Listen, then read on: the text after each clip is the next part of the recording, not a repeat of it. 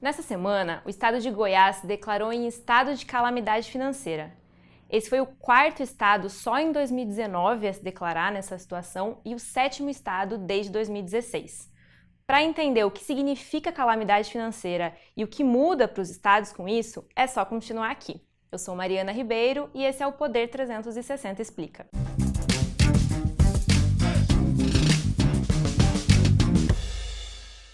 Dizer que está em calamidade financeira significa assumir publicamente que estão faltando recursos para fazer a máquina pública rodar.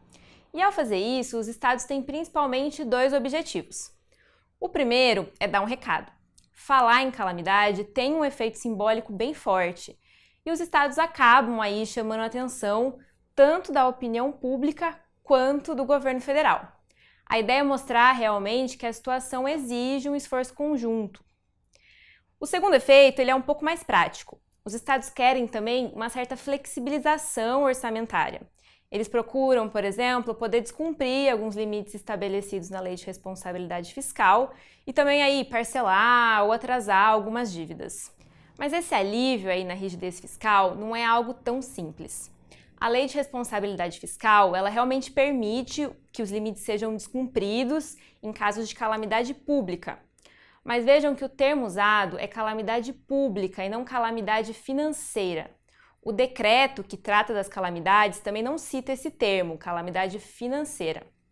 E aí não fica muito claro o que significa estar nesse estado. O Tesouro Nacional, por exemplo, fala que não reconhece a calamidade financeira e que para ele nada muda aí nos cumprimentos dos critérios da Lei de Responsabilidade. Esse termo foi usado pela primeira vez pelo Rio de Janeiro em 2016, quando as contas do estado realmente estavam à beira de um colapso. Aí depois o Rio foi seguido pelo Rio Grande do Sul e por Minas Gerais. O que a gente está vendo agora em 2019 é uma segunda leva desses decretos de calamidade financeira. E a situação das contas nos estados realmente não está nada fácil.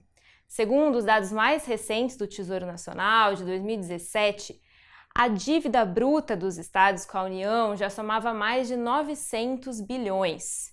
Naquele ano também, 14 estados já tinham ultrapassado o limite máximo de gastos com o pessoal permitido pela Lei de Responsabilidade Fiscal. E aqui é importante lembrar que o Rio de Janeiro é o único estado que já conseguiu aderir ao regime de recuperação fiscal, no qual aí o estado recebe uma ajuda da União e em troca se compromete com um ajuste bem forte nas contas públicas. Esses outros estados que se declararam em estado de calamidade, eles não se enquadram nos critérios do Tesouro para adesão ao regime. E eles pressionam também o governo por uma ajuda maior para conseguir aí resolver essa questão do desequilíbrio fiscal.